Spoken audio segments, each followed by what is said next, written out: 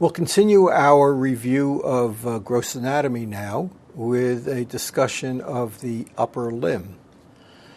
Now, the topics that are important for us to discuss with regard to preparation for the USMLE for the upper limb are primarily the neuromuscular components of the upper limb.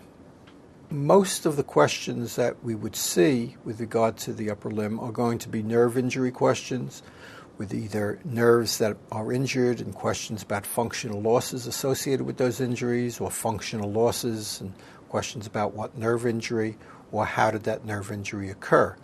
So we need to know about the neuromuscular components. We need to discuss nerve injuries.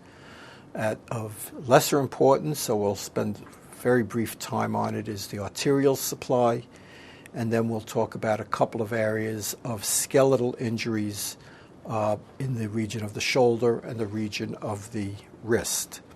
So let's start by taking a look at the nerve supply to the upper limb. And that nerve supply is the brachial plexus, schematized on this drawing here. So what we see is that the brachial plexus is formed by 5 what are called roots, coming from C5 to T1. Now, be aware of the fact that even though they're called the roots of the brachial plexus, what they actually are the anterior rami of the spinal nerves. Remember that posterior rami don't go to the limbs, only anterior rami do. So these are the C5, 6, 7, 8, and T1 anterior rami just after they have emerged from the intervertebral foramen. Then what happens is that the C5 and C6 ramus comes together, bundled together by connective tissue into a structure called the upper trunk or superior trunk. The same thing happens with C8 and T1 rami. They get bundled together by connective tissue into what's called the lower or inferior trunk. And then C7 stays by itself, changes its name to the middle trunk. So from the 5 roots, we now end up with 3 trunks, upper, middle, and lower. We're still in the neck. This is still happening in the neck. As we are exiting from the neck to begin to enter the axilla, to enter the upper limb, each one of the 3 trunks divides into 2 what are called divisions. One is an anterior division and the other is a posterior division. So that's anterior and posterior, anterior, posterior, anterior, and posterior. Now, to appreciate why this is happening, why these trunks are dividing into divisions, we need to think about how the limb develops. In the initial development of the limb bud, as the mesoderm that's in the limb bud arranges itself, we start off with a central core of mesoderm, dense core of mesoderm, which becomes the skeleton of the limb, and the remainder of the mesoderm mostly becomes the muscles of the limb, which means that those cells that are going to become muscles in the upper limb are either going to be in front of that bony core or behind the bony core. So the cells that are going to become the muscles of the limb right from the beginning are organized into 2 groups, an anterior compartment and a posterior compartment. And we'll see later on that the anterior compartments of muscles will become flexor muscles mostly, and the posterior compartment will become extensor muscles. But with regard to nerve supply, what that means is that as the motor nerves that have to innervate these developing muscles grow out into the limb, they either have to go into the anterior part of the limb to innervate the anterior developing muscles, or into the posterior part of the limb to innervate the posterior developing muscles.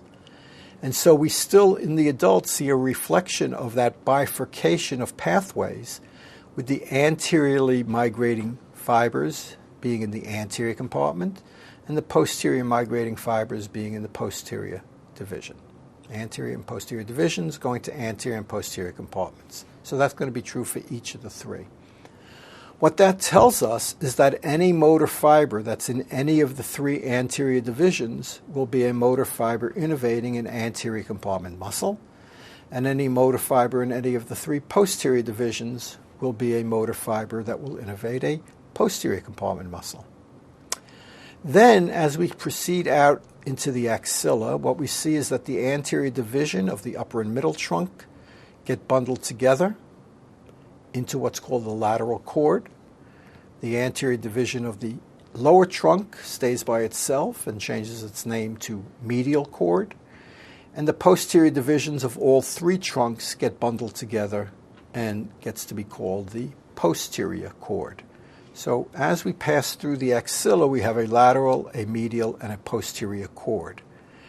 Those three names, lateral, medial, and posterior, are given to those cords based on the position of the cord relative to the artery that's running right down the center of the axilla, called the axillary artery. So the lateral cord is lateral to the artery, medial cord is medial to the artery, and of course the posterior cord is posterior to the artery. But importantly, in terms of innervation, take note that the lateral cord is made up of only anterior division fibers and the medial cord is made up of only anterior division fibers, and the posterior cord is made up of entirely posterior division fibers. So as we've gone from three trunks in the neck to three cords in the axilla, we've rearranged the fibers and segregated the anterior fibers into two of the cords and the posterior fibers into the third cord. Then each of the three cords divides into two. The lateral cord divides into two. One branch is called the musculocutaneous nerve, and one branch will contribute to the median nerve. The medial cord divides into two. One branch is the ulnar nerve, and one branch is the other contribution to the median nerve. And then the posterior cord divides into two. One branch is the axillary nerve, one branch is the radial nerve. So we end up with five what are called terminal nerves: musculocutaneous, median, and ulnar, which are anterior division nerves. That means they contain only anterior division fibers, which means that the motor fibers in those nerves will innervate anterior compartment muscles. And the other two nerves, axillary and radial, are made up of only posterior division nerves, meaning they will go to posterior compartment muscles. So those are the five nerves that are going to innervate most of the upper limb: the arm, the forearm, and the hand. Now we see that before we have gotten to the point where those five nerves are developed, we see that a whole bunch of other branches have come off along the way, here and here and there and here and over here and here and there. Collectively, those nerves that come off along the path of the plexus before we've gotten to the end of the plexus, collectively those nerves are called the collateral nerves. And what's useful for us to know about the collateral nerves is simply why they're there. Why do branches come off before we have finished forming the plexus? And the answer to that is really based simply on the spatial relationships of the plexus to the elements of the upper limb. Because these five terminal nerves are not formed until we're leaving the axilla and entering the arm, that means that those muscles that are more proximal, in other words, the muscles around the shoulder and the muscles around the walls of the axilla, need to be innervated before those terminal nerves have been formed. And so we take branches off along the way to innervate these very proximal muscles. So if we look at this chart that lists the collateral nerves, all of those collateral nerves that are innervating muscles, the one thing we see that they all have in common is that the muscles that they're innervating are the very proximal muscles of the upper limb, muscles around the shoulder or muscles that are forming the walls of the axilla. And that's about all we really need to say about those collateral nerves. So now let's turn our attention to the five terminal nerves. So we said there are five of them. We said that three of them are anterior division nerves: musculocutaneous, median, and ulnar. Now, we know that there are three segments to the upper limb: an arm, a forearm, and a hand. And each of those segments has an anterior compartment containing muscles. So we have three anterior division nerves, and we have three anterior compartments of muscles. And so this should make it fairly easy to assign nerves to the appropriate muscles, and it's almost as straightforward as that.